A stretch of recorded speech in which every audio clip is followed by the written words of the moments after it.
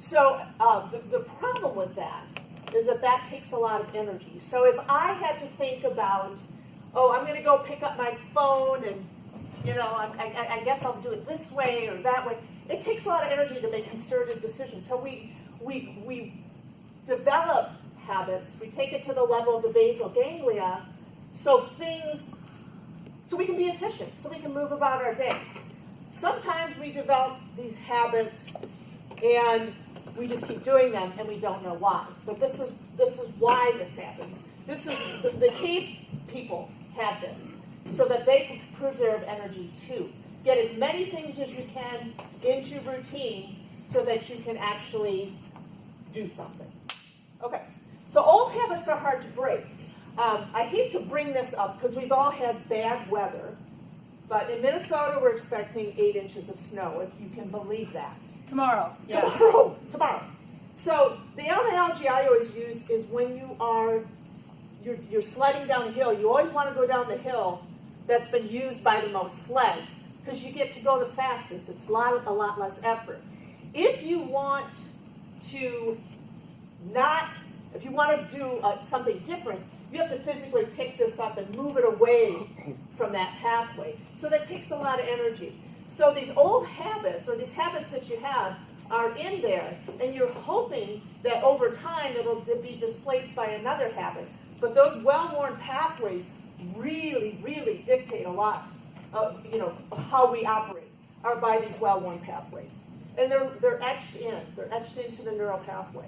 And so if you think about the age of information, the digital age, we're all just responding to it as, sort of digital cavemen, and we have developed these habits. And now we're taking a step back and saying, well, now what are we going to do about it? Because we have to change some of these habits because they're not working for us. So, I know you all were waiting to find out what types got to do with this, and for that we'll go back to Greg and what he found out in his research on our stuff. So, we really we did send him a gift certificate to a really good restaurant for all of this. And, yeah. So at any rate, when we did our first survey with a smaller sample size, there were no type connections, which was disappointing.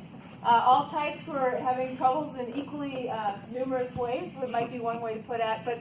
But Greg helped us find which questions were most significant and all those kinds of good things and tweak everything. And so when we did it the second time with the statistical improvements, we found type differences. And I'm only sharing the ones that were statistically significant. So your p-values and your little stars, whether you remember your stats class or not, that's all we're sharing is the ones that came up that way. So is everyone with me on that? Okay. All right. So what we found, for example, is extroverts do better than introverts at fueling. That's about getting sleep, eating the right things, how much alcohol you're having, exercise. That's the fueling part. And for some reason, the extroverts are doing it better. Anyone want to speculate? We don't know. We haven't held focus groups yet. This could be our first type-based focus group. Is there more drawn to be interactive with the outer world? Being more interactive with the outer world, I think that's part of it. Also, as an extrovert, when I go to sleep, I'm not. My mind isn't.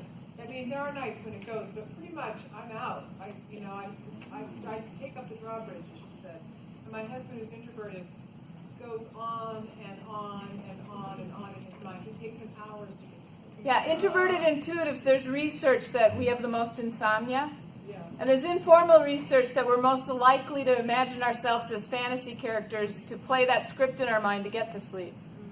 So, not naming anybody who happens to be a French resistance fighter at night bedtime, but I know there's one in the room, as well as the Royal Canadian Mounted Police. Go ahead. There's also perhaps a difference between fueling in terms of eating and fueling in terms of sleeping. At least one is more of an acquisition of resources. Right. The other one's more about maintaining needs. Yeah. And I imagine that the acquisition side would be more apparent to an extrovert, or even engorged themselves. Whereas with the introverts, I see more that need to maintain, pay attention to one's bodily influences. Oh yeah, I should create eat. introverted sensation. And I would imagine that those who are extra intuition top would probably have the greatest difficulties with, say, the sleeping and remembering to pay attention to their body, but they may be eating plenty. Yeah. This is what we found. There's that difference.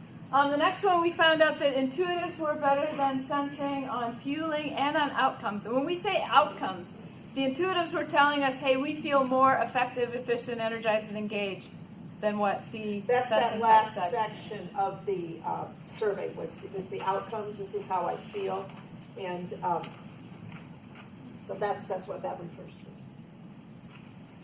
And if you weren't at the conference 3 years ago, that was the eclipse. So, think about, what do you think might have been some of the difference between thinking and feeling? Anyone have any ideas? What kinds of questions? What kinds of questions? Would have shown a thinking, feeling?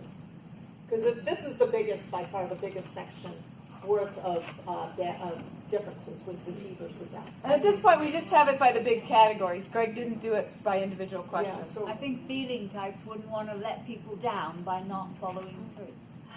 Yeah. There you go. And therein lies the rub. Making time work for you, T's did better than F's. Filtering, possibilities, T's did better than F's. So when T's are sifting through data, their objective criteria, they're making clear choices. And I have a feeling the F's keep backing up going, did I really step into everybody's shoes? Did I, is that the right way to think about this community value? And it just isn't as efficient. Individual outcomes, the T's feel more energized, effective, efficient, and engaged. And the T's feel that the workplace supports them more, which is the last group of questions. Which, given that, as far as I know, we still live in a TJ world in corporate America. We've known for all the type research shows that leaders around the world are about 80% thinking, judging. It's not a surprise that the T's might feel that the workplace is meeting their needs more than the F's. Anyone want to guess on whether J or P does better on the survey? That's not fair, is it?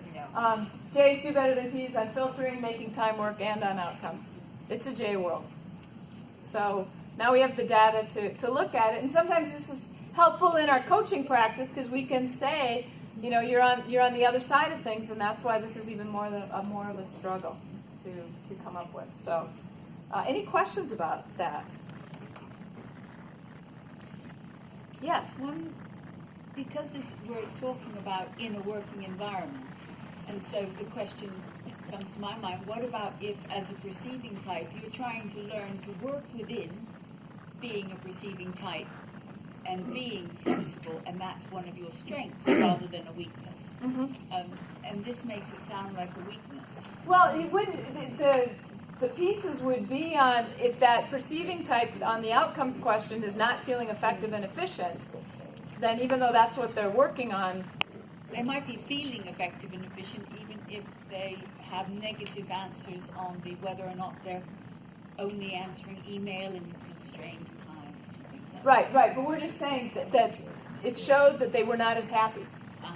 Okay. That's it came out in the outcome section, how they perceived how, the very last section was the outcome section, so do they feel energized, do they feel, like they're, engaged and things like that. So Were they just general tendencies then, or were the ISFPs the ones that did worse on the survey? we don't have whole type data. I mean, we have the data, but it hasn't been analyzed. That would be another whole. we would need more subjects to get enough to start looking at that. These variables, E, I, and S, is all we could do with the data we have. Yeah. But we want to gather more data because I think you might start seeing some of the things you're talking about. We just don't have enough for it to. We need a lot of SJs. We don't have enough of those, for instance. So there's only one gender difference. Females do better than males on fueling. So a little more attention paid to sleep, diet, exercise, etc. Okay?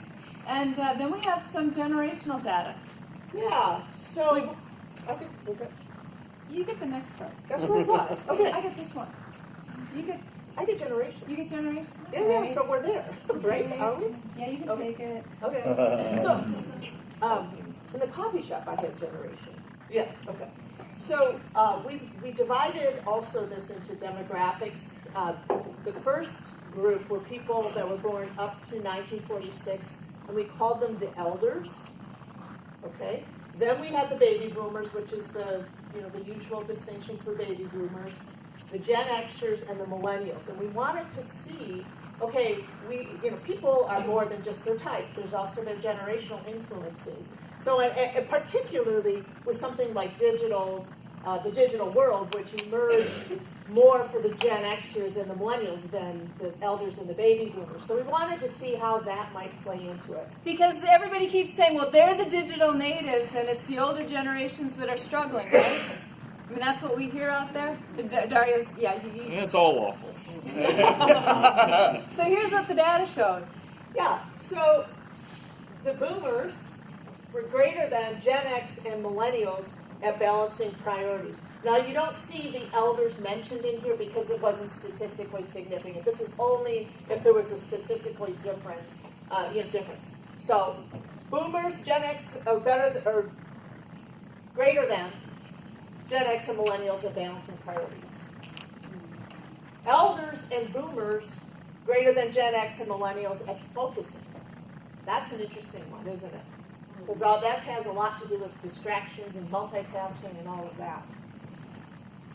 Elders and boomers are greater than Gen X and millennials at staying connected.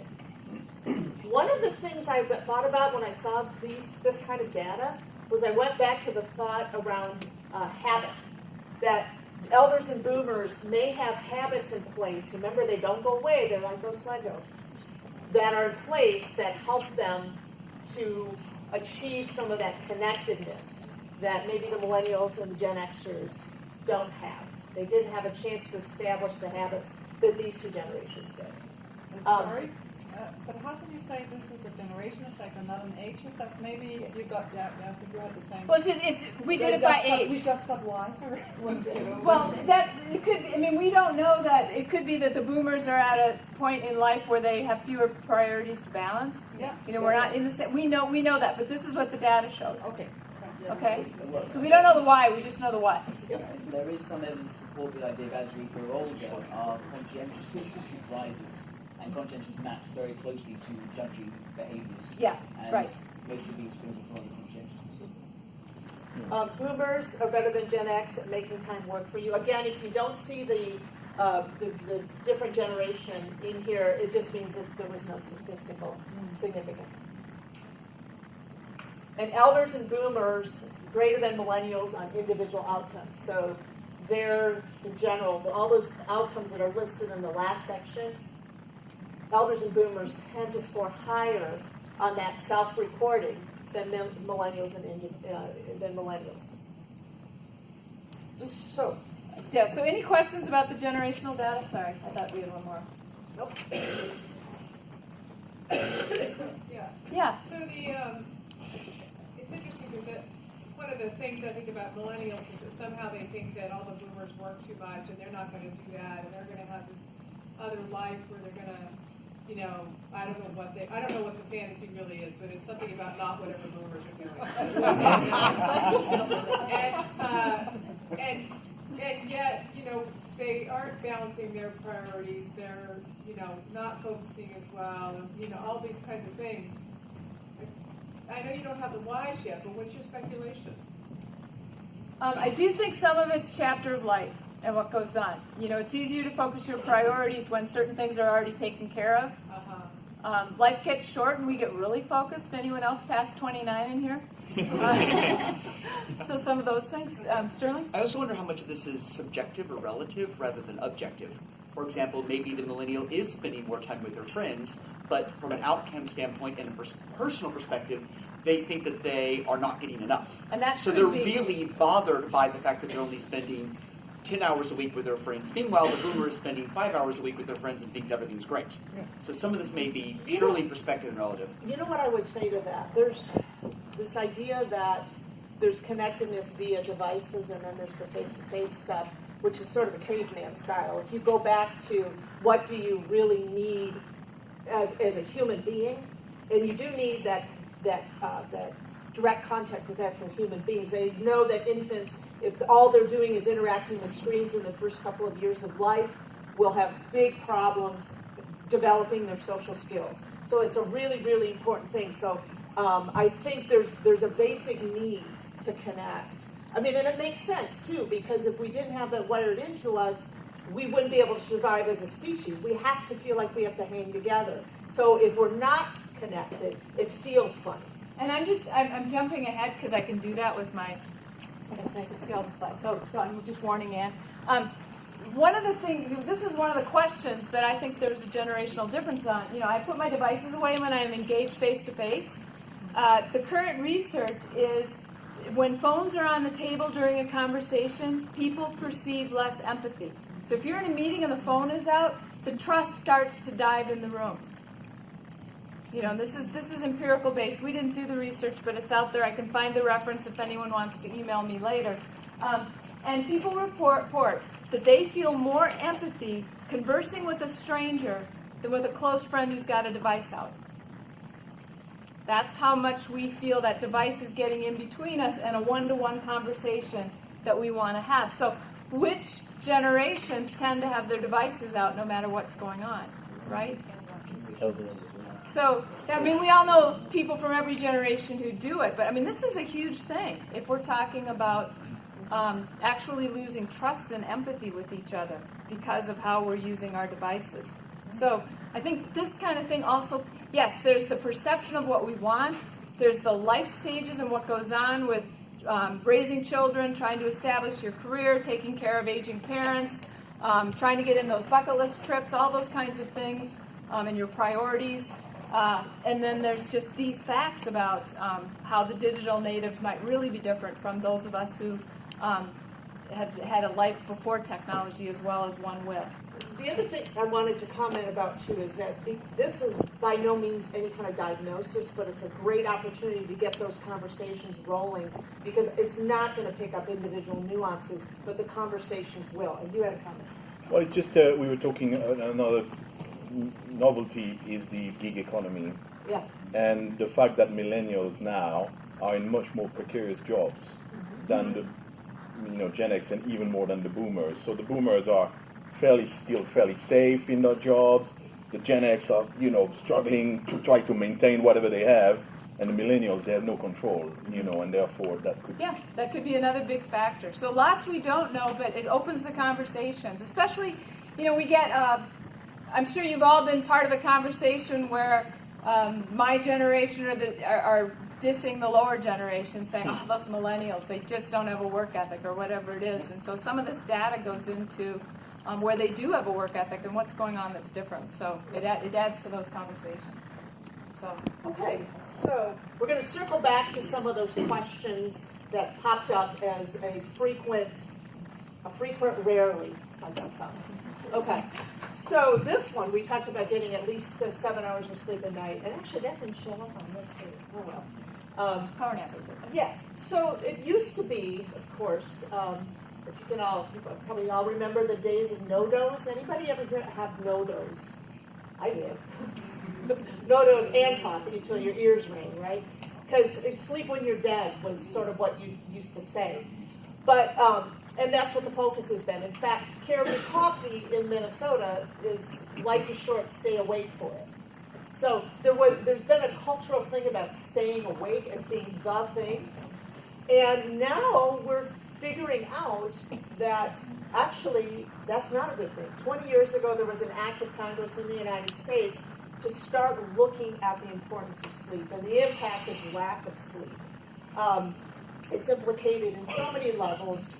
There's a book written that I highly recommend by Matthew Walker called Why We Sleep.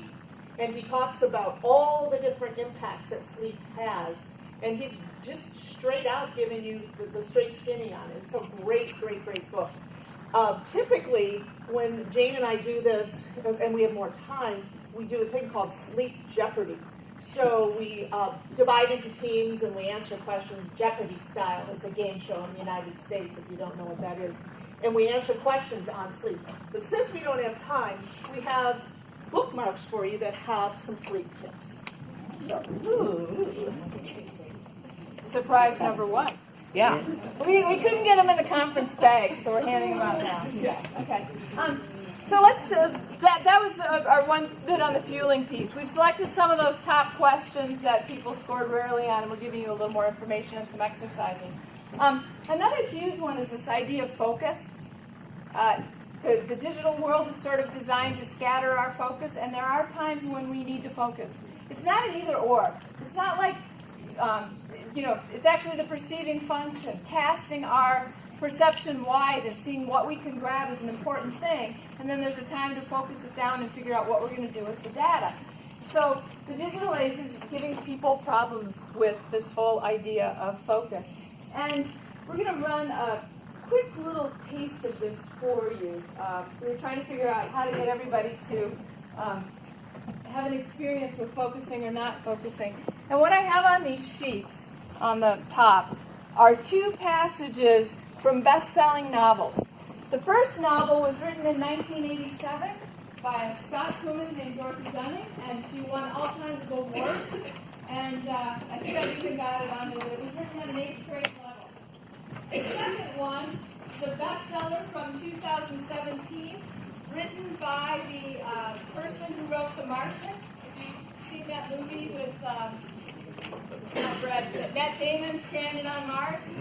So the second passage is the typical reading level of the current bestsellers out there on the fiction list. So what I'd like you to do is read each of the passages to yourself and think about how it is to try and concentrate as you read each of the passages. There's a couple paragraphs from each book. Just take a look, and then we'll when you're done reading, so everyone's looking for a second. When you're done reading, turn it over so everyone at the table can see what everybody's done, and you can talk about your experience, okay? Easier or more difficult to focus on one or the other, just out of curiosity?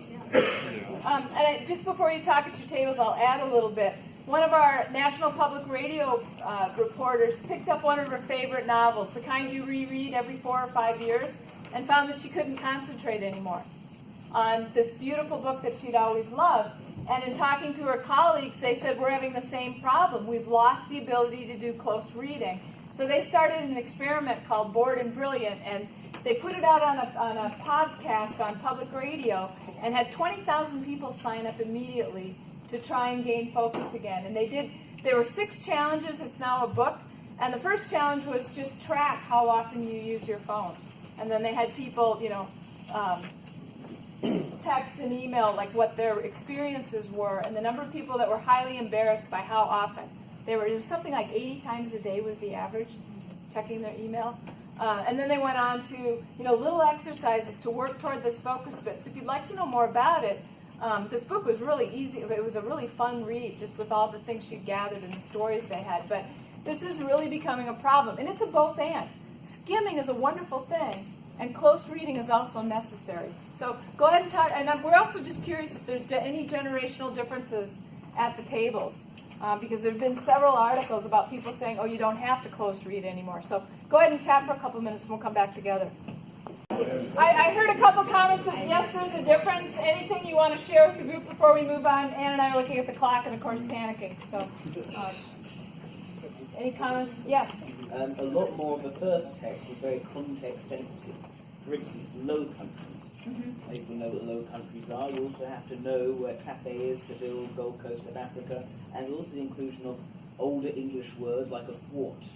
Right, and you also have, he's saying you need the context and the background knowledge. You also need patience, because if you keep reading the 8-book series, you will learn where all those places are, because our hero is going to all of them.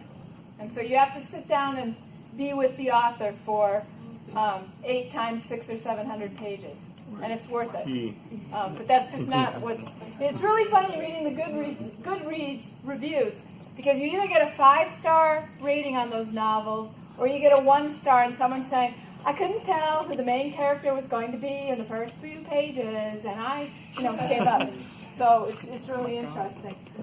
We're just going to go ahead, but that's, can we help people focus when they need to is another big piece that we're working on. So the reason why you got the door knockers, by the way, because it takes on average, and I just rounded it to 24 minutes and 17 seconds to achieve full flow. Somebody actually measured that.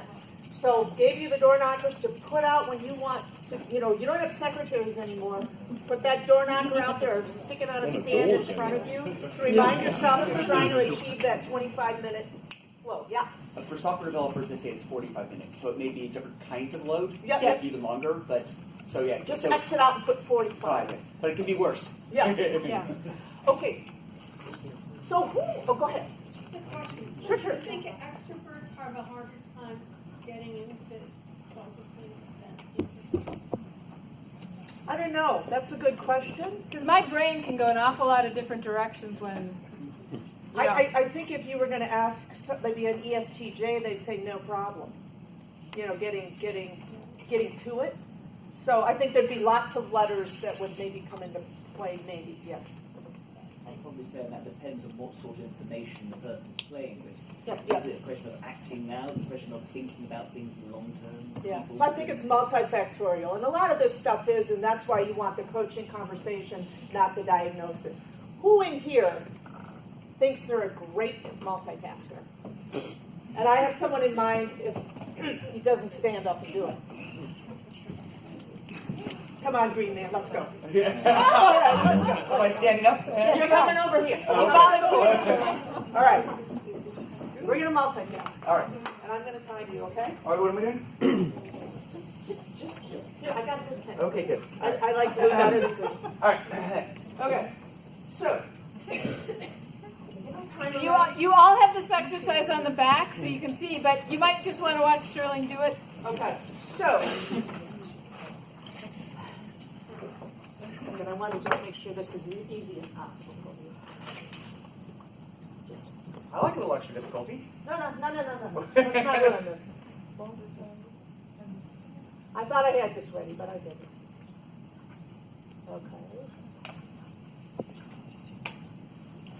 Okay, so you are going to write multitasking is worse than a lie on this line, Okay.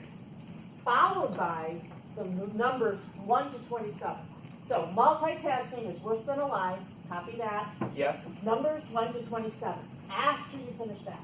Okay, And got I'm it. going to time it. Are you ready? All right, all right. Got your pen in hand. Check to make Oh, sure it works. all Check right. to make sure it works. Okay. How good does the quality of handwriting need to be? Not Legible. Oh, okay. It may take longer. All right. And go. Worse than a lie.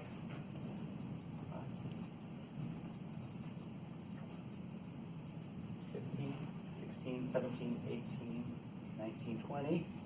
Takes forever. Before 25. Okay. It took you 21.7 seconds to do that. Okay. Okay, now, you're going to write this again and this again. But I want you to switch. M1, U2, L3. Are you ready? And you can cry uncle anytime. But hold on. Just let me know when I hit, what was my first one? 21.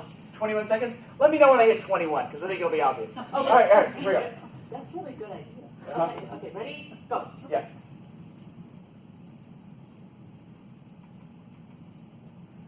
I find 6 S 8 K 9 is 10.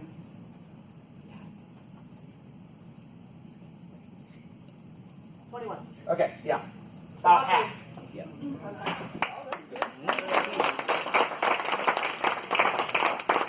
What did it feel like when you were going back and forth? I noticed a couple things changing. What did you notice?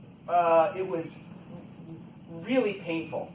My brain just wanted to stick in the one and was basically mad at me every time I switched. Yeah, you had to talk out loud to yourself. Well, that's mostly for everyone else's benefit. So to follow along. Sorry, that was a conscious choice I made. The first time though, you only started talking at the very end when you were feeling stressed. Well, that one you started out. That's because I didn't think of doing it for the team until I got halfway through. So you had a, That is fair. Sorry. you had a third thing going on in your mind? Yes, I did. That's This is why you grabbed me. That's right. That's right. I was already multitasking exercise, and I had to multitask a third thing Yeah. because that wasn't enough. Yeah, so you've got that exercise at your table, and you can time yourself because we're running low on time. We're going to close that down, but that's a big deal, isn't it? Well, did you suffer? Oh, yeah. That's perfect. Let's give Okay. Sterling a round of applause. And you forgot the ing at the end of Yeah. multitasking on the Oh, second yeah, exercise. yes. Yeah. So you're more prone to mistakes. Also, Yes. I guess. Also true. Very So- good. Yay. One of the problems with focus in the digital age is web pages are designed to break your focus.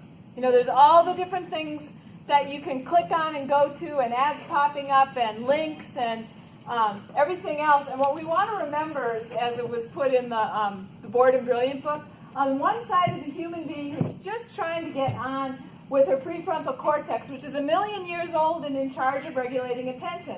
That's up against 1,000 engineers on the other side of the screen whose daily job is to break that and keep you scrolling on the infinite feed.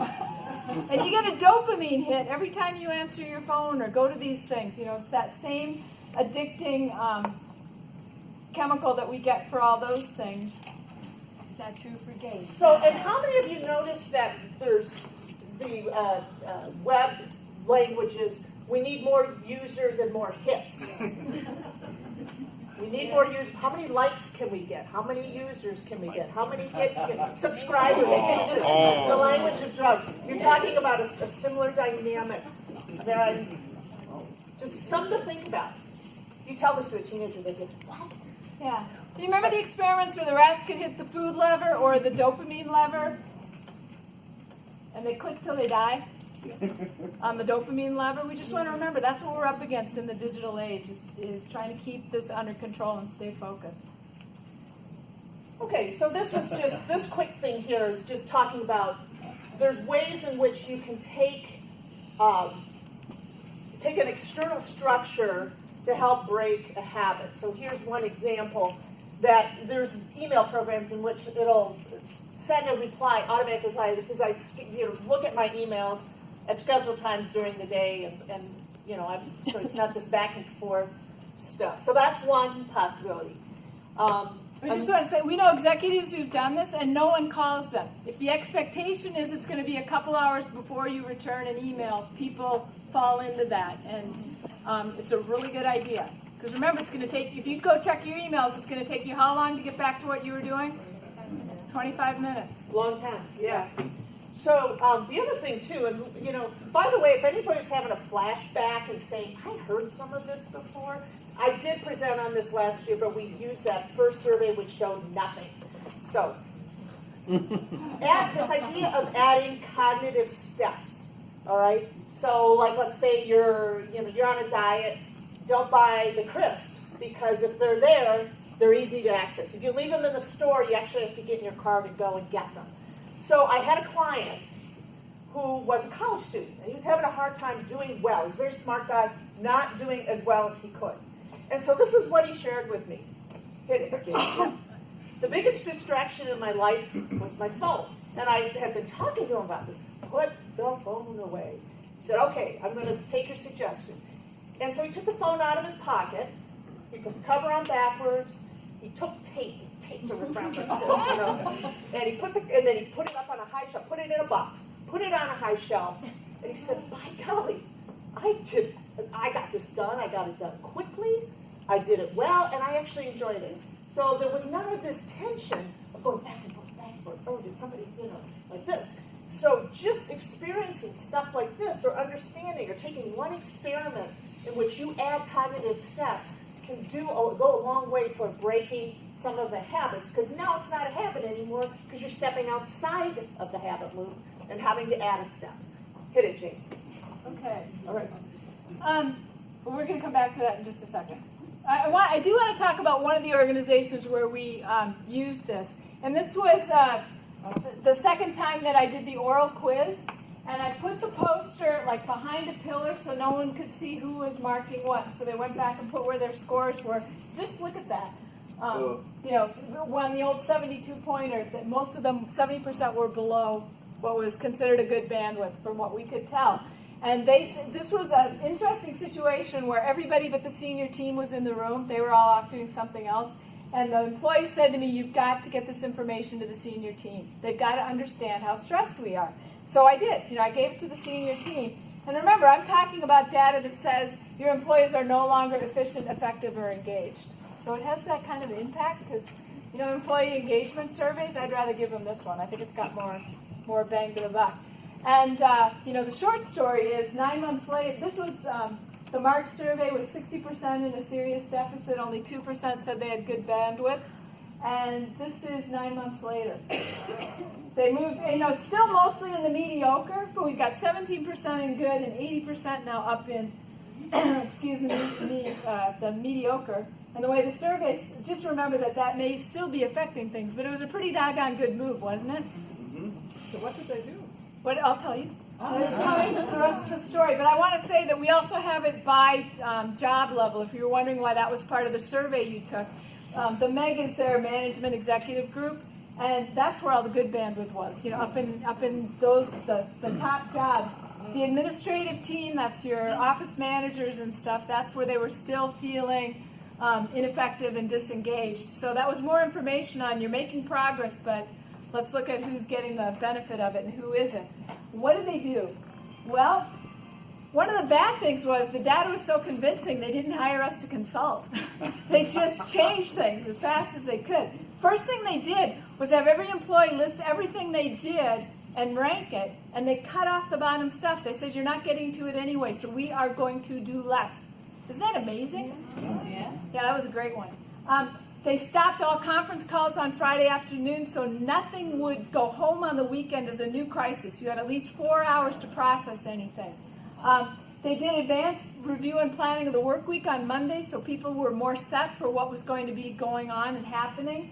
And a lot of this does sound Jay, but there's also a lot of evidence that perceivers with some boundaries do better, because then you're free to play with the rest of it. So this is not about the kind of scheduling that a perceiver would object to.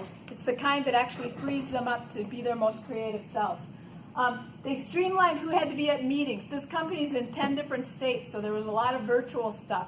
They gave up controlling each other's calendars so that you had more control over what meetings you were part of, and they shared notes instead of being on the calls. They did some email and work process training to help people understand how to manage things better. And they changed somehow the ways they were using technology to make things easier. And that had, and during the meeting where they were announcing all this, the CEO said, and I've got one more, it was literally a carrot, we're getting rid of these meetings altogether, and there was a standing ovation in the room.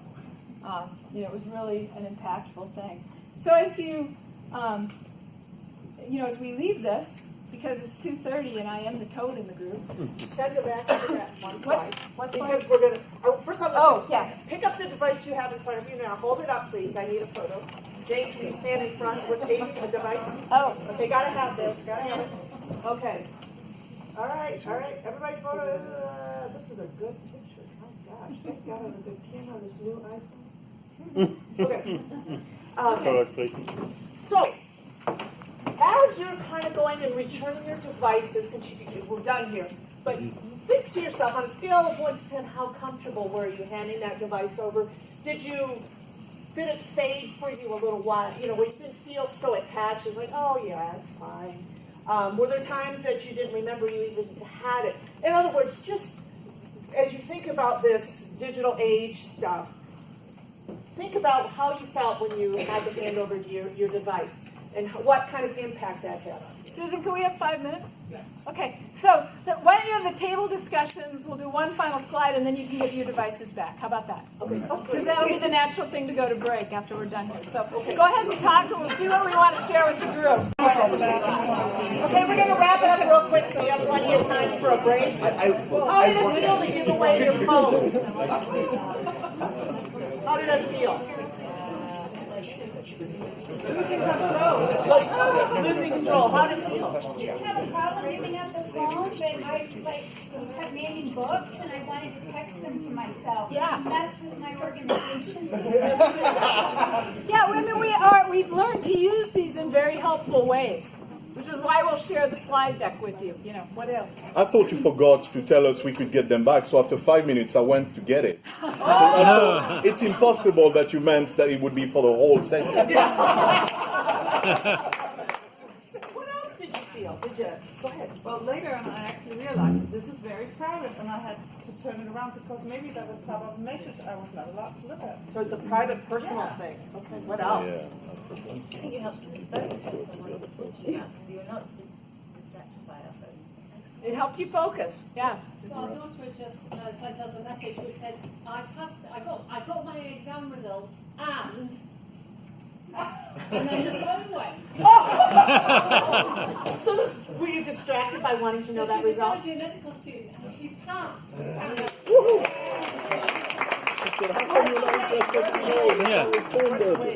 Yeah. We have one thing over here which I think is quite significant. A friend over here was saying actually he missed having his phone because he couldn't go into depth on some of the stuff you were saying, couldn't follow through implications and ramifications that he wanted to look up. And it's interesting, I think that sort of indicates how much these become part of our way of thinking and our way of exploring the world. It feels like they're part of our brain rather than...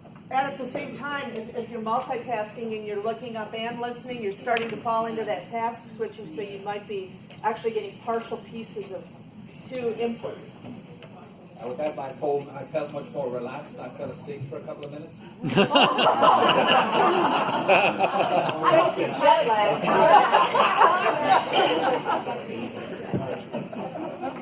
Okay, so find the guy who has your phone and enjoy the rest of the conference.